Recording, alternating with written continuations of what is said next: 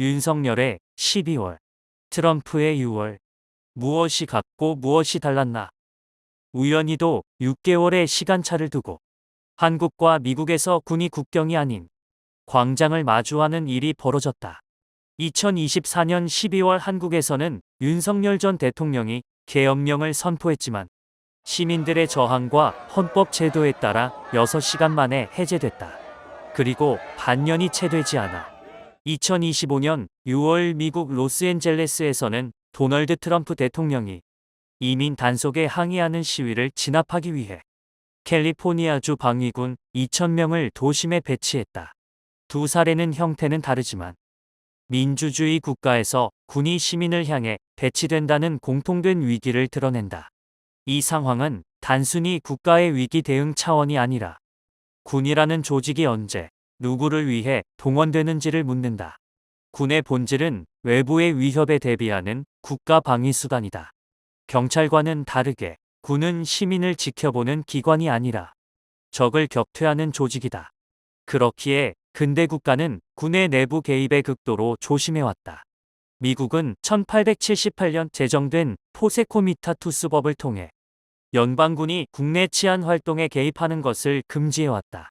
이는 남북전쟁 이후 남부 재건기의 군정이 시민 권리를 억압했던 역사에 대한 반성에서 비롯된 제도다. 이번에 트럼프가 투입한 병력은 연방군이 아닌 캘리포니아 주 방위군이다.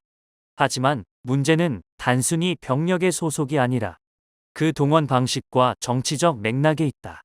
주 방위군은 원칙적으로 주지사의 통제를 받지만 연방법에 따라 대통령이 이 일을 연방화할 수 있다. 바로 그 지점에서 법률과 권력의 경계가 흐려진다.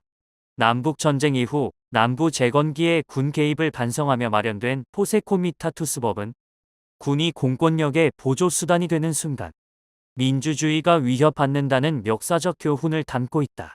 주 방위군이라 해도 대통령의 판단에 따라 시민을 통제하는 도구가 될 수 있다는 사실은 그 법의 정신과 충돌한다. 따라서 이번 트럼프 행정부의 결정은 이 법을 직접적으로 위반한 것은 아니지만 헌법적 금기에 매우 근접한 것은 사실이다. 트럼프는 국가에 대한 반란의 위협이 있을 경우 대통령이 주 방위군을 연방 차원에서 동원할 수 있도록 한 미국 연방법 제10편 제만 2406조를 근거로 삼았다. 하지만 문제는 이 조항이 허용하는 상황의 해석 여지다. 이민 단속에 항의하는 시위가 과연 국가 반란에 해당하는가?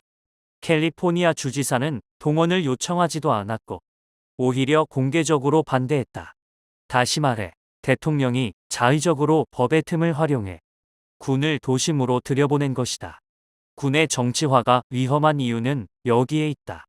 법이 허용한다고 해도 시민의 동의 없이 동원되는 군은 민주주의를 파괴할 수 있다.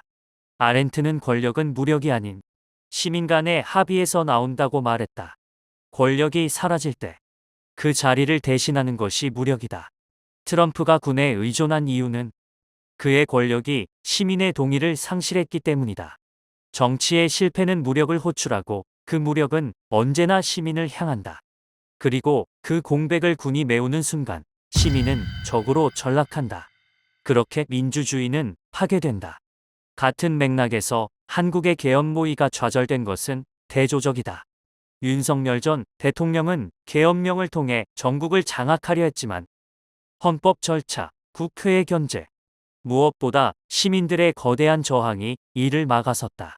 결과적으로 군은 움직이지 않았다. 법이 아니라 시민의 정당성 부여 여부가 군의 작동을 가로막은 것이다. 군의 정당성은 명령이 아닌 동의에서 출발한다. 아무리 법적 근거가 있다 해도 시민이 그 정당성을 거부하는 순간 군은 멈출 수밖에 없다. 이것이야말로 민주주의 사회에서 군 통제의 실질적 장치다. 군이란 기술적으로는 전투에 최적화된 조직 체계다. 그러나 사회적 현실 속에서는 언제든 정치적 도구로 전락할 수 있다. 전통적으로 군은 자율적 윤리, 체계와 계급 질서를 지닌 전문가 집단으로서 국가가 외적 위협에 맞설 수 있는 최후의 수단이다. 그러나 그 최후의 수단이 정권 유지나 내부 불만 억제를 위해 동원되는 순간 군의 전문성은 정치적 무기로 전락한다. 이는 파시즘의 전형일 뿐 아니라 민주주의 위기에도 반복되는 위험한 패턴이다.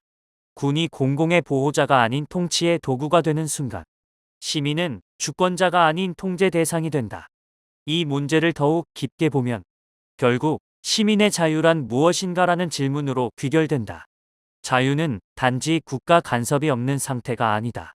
진정한 자유란 공권력의 사용에 대해 동의하거나 거부할 수 있는 권리를 포함한다.